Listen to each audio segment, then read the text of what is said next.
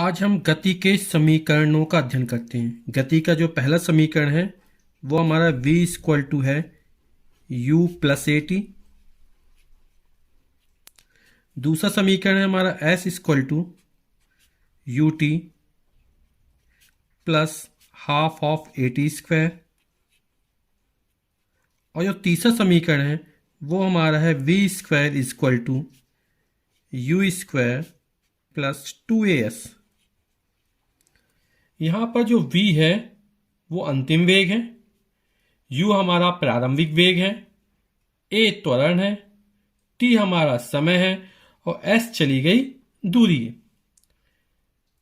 हम मानते हैं माना कि कोई कण या पिंड u प्रारंभिक वेग से चलना प्रारंभ करता है, उसका प्रारंभिक वेग या इनिशियल वेलोसिटी जो है वो u है।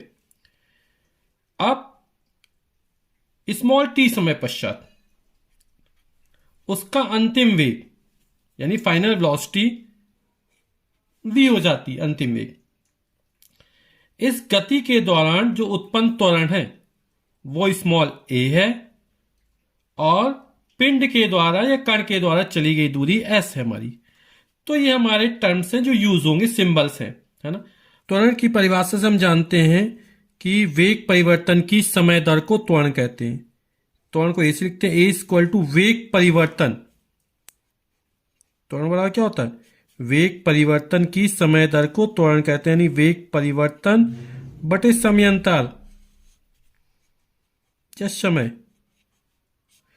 तो यहां पर समय अंतराल जो समय है वो हमारा t है और वेग परिवर्तन हमने माना था कि कोई वस्तु u प्रारंभिक वेग से चलना प्रारंभ करती है और t समय पश्चात उसका अंतिम वेग v हो जाता है। यानी अंतिम वेग में से यदि हम प्रारंभिक वेग घटा देंगे तो वेग परिवर्तन निकल आएगा। तो त्वरण a इक्वल टू होगा v minus you upon T. Cross multiplication कर देंगे तो निकल आएगा a इंटू टी बराबर हो जाएगा v माइनस यू। या यू को आप पक्षांतर कर देंगे तो यहां प्लस u हो जाएगा, तो हो जाएगा u plus A t is equal to v। या पूरा ट्रांसपोर्टेशन कर देंगे तो निकल आएगा v equal to u plus A t. तो हम जानते हैं कि चाल बराबर होता दूरी बटे समय, तो दूरी बराबर हो जाए चाल गुणे समय। चूंकि यहां पर वेग बदल रहा है ना, यानी चाल बदल रही है। प्रारंभिक वेग u था, अंतिम वेग v हो गया, तो चली गई जो दूरी होगी वो हमारा हो जाएगा औसत चाल या माध्य चाल गुणे समय अंतराल। तो चली गई दूरी हमने s से माना, औसत चाल हमारा प्रारंभिक वेग या प्रारंभिक चाल u थी, बाद में हमारी v हो गई। इन दोनों चालों को जोड़ देंगे और दो का भाग कर देंगे तो हमारी औसत चाल या औसत वेग निकल आता है, गुणे समय अंतराल यानी t। तो s इक्वल टू हो जाएगा हमारा u। और गति का पहला समीकरण अभी प्रूफ किया, उसमें v equal to u plus A t था, तो यहां पर v की जगह u प्लस ए टी। इस v की वैल्यू कितनी रख दी? u प्लस ए t upon 2 into t. u में u जोड़ा तो हो गया 2u प्लस ए t upon 2 into T.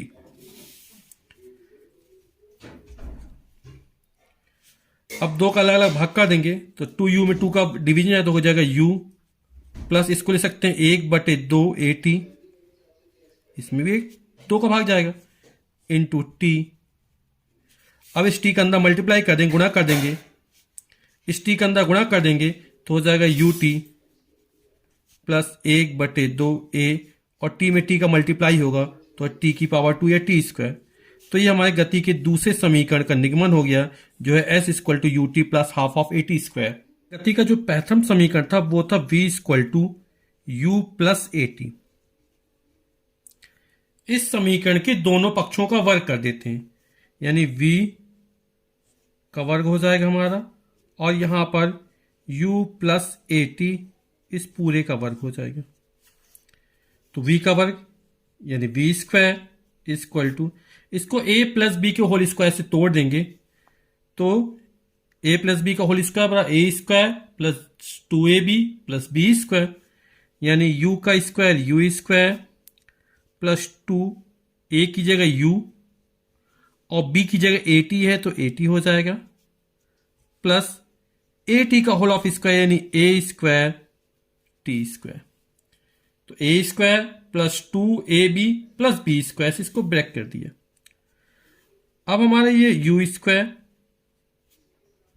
Plus